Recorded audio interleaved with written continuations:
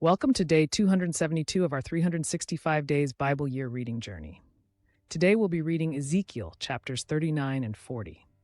Beginning with chapter 39, it reads, "And you, son of man, prophesy against Gog, and say, Thus says the Lord God, Behold, I am against you, O Gog, the prince of Rosh, Meshech, and Tubal.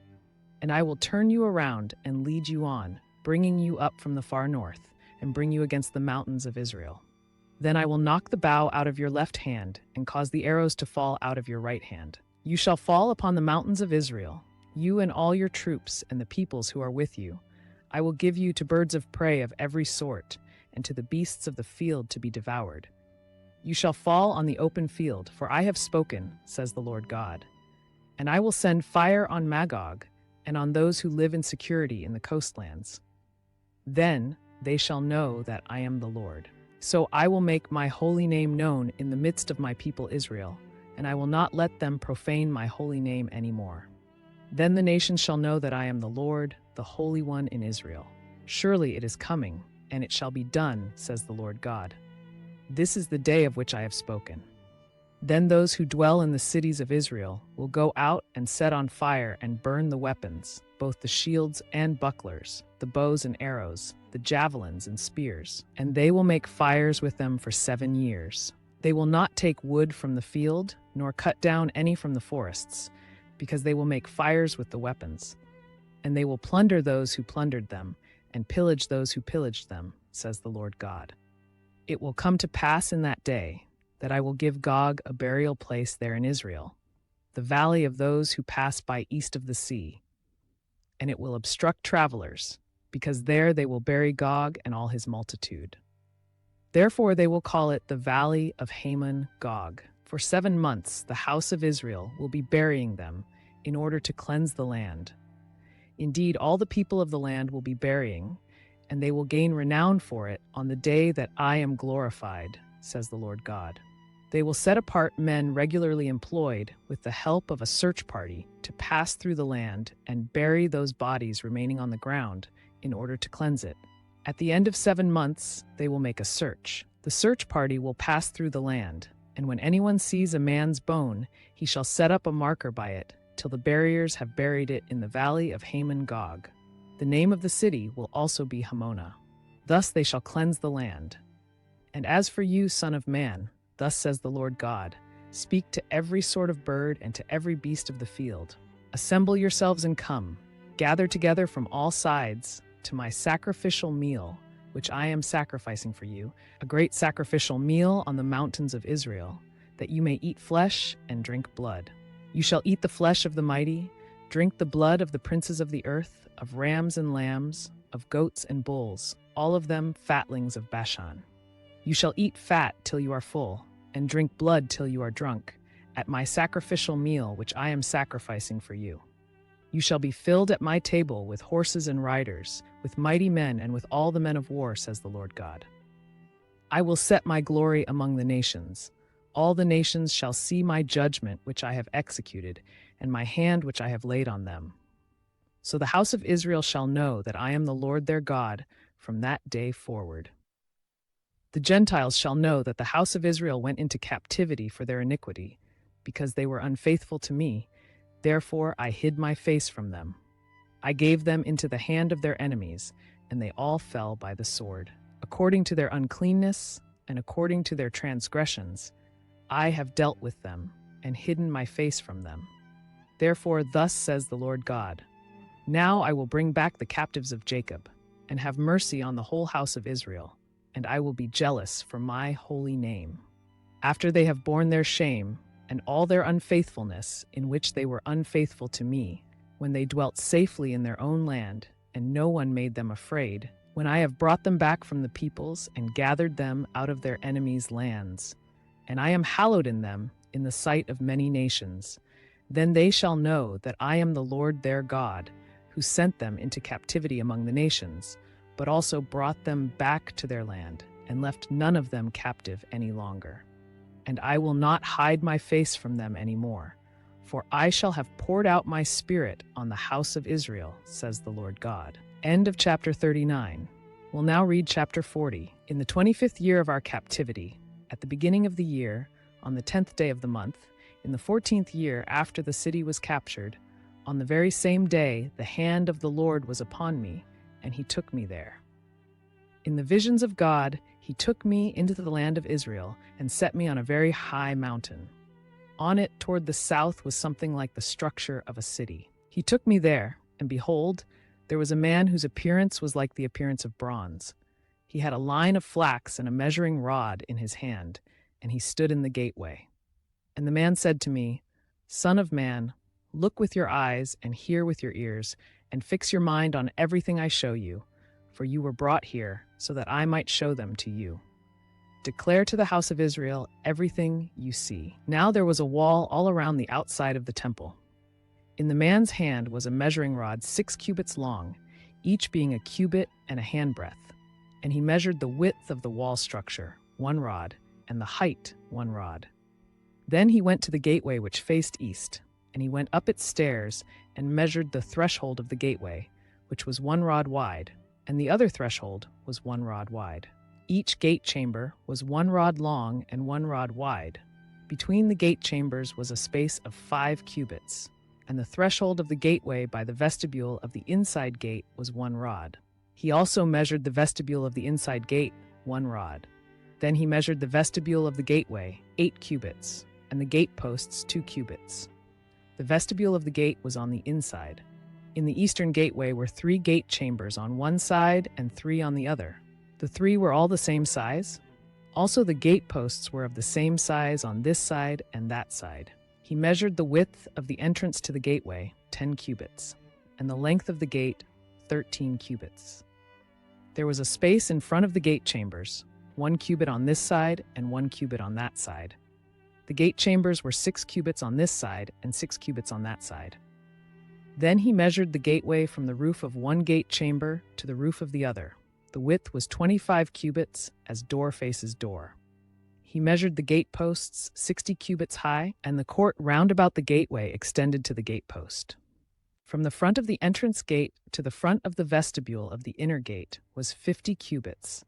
There were beveled window frames in the gate chambers and in their intervening archways on the inside of the gateway all around, and likewise in the vestibules. There were windows all around on the inside, and on each gate post were palm trees. Then he brought me into the outer court, and there were chambers and a pavement made all around the court. 30 chambers faced the pavement. The pavement was by the side of the gateways, corresponding to the length of the gateways. This was the lower pavement. Then he measured the width from the front of the lower gateway to the front of the inner court exterior, 100 cubits toward the east and the north. On the outer court was also a gateway facing north, and he measured its length and its width. Its gate chambers, 3 on this side and 3 on that side, its gate posts and its archways had the same measurements as the first gate. Its length was 50 cubits and its width 25 cubits. Its windows and those of its archways, and also its palm trees, had the same measurements as the gateway facing east. It was ascended by 7 steps, and its archway was in front of it. There was a gateway to the inner court facing north, opposite the outer gateway. He measured 100 cubits from gateway to gateway. He also brought me to the south side, and there a gateway was facing south, and he measured its gate posts and archways according to these same measurements. There were windows in it and in its archways all around, like those windows. Its length was 50 cubits and its width 25 cubits. 7 steps led up to it, and its archway was in front of them, and it had palm trees on its gate posts, one on this side and one on that side.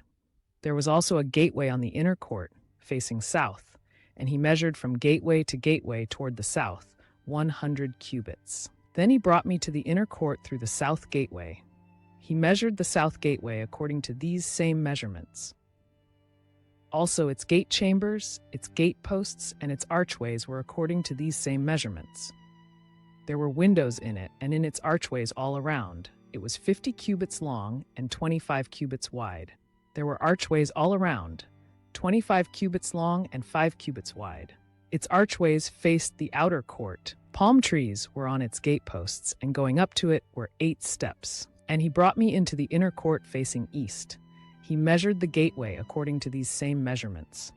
Its gate chambers, its gate posts, and its archways were according to these same measurements. And there were windows in it and in its archways all around. It was 50 cubits long and 25 cubits wide. Its archways faced the outer court. Palm trees were on its gate posts on this side and on that side, and going up to it were 8 steps. Then he brought me to the north gateway and measured it according to these same measurements, also its gate chambers, its gate posts, and its archways. It had windows all around. Its length was 50 cubits and its width 25 cubits. Its gate posts faced the outer court. Palm trees were on its gate posts on this side and on that side, and going up to it were 8 steps. There was a chamber and its entrance by the gate posts of the gateway, where they washed the burnt offering. In the vestibule of the gateway were 2 tables on this side and 2 tables on that side, on which to slay the burnt offering, the sin offering, and the trespass offering. At the outer side of the vestibule, as one goes up at the entrance of the north gateway, were 2 tables, and on the other side of the vestibule of the gateway were 2 tables. 4 tables were on this side, and 4 tables on that side. By the side of the gateway, 8 tables on which they slaughtered the sacrifices. There were also 4 tables of hewn stone for the burnt offering, 1 cubit and a half long, 1 cubit and a half wide, and 1 cubit high. On these they laid the instruments with which they slaughtered the burnt offering and the sacrifice. Inside were hooks, a handbreadth wide, fastened all around, and the flesh of the sacrifices was on the tables. Outside the inner gate were the chambers for the singers in the inner court, one facing south at the side of the north gateway, and the other facing north at the side of the south gateway. Then he said to me, "This chamber which faces south is for the priests who have charge of the temple. The chamber which faces north is for the priests who have charge of the altar. These are the sons of Zadok, from the sons of Levi, who come near the Lord to minister to him." And he measured the court 100 cubits long and 100 cubits wide, 4 square. The altar was in front of the temple. Then he brought me to the vestibule of the temple and measured the doorposts of the vestibule, 5 cubits on this side and 5 cubits on that side.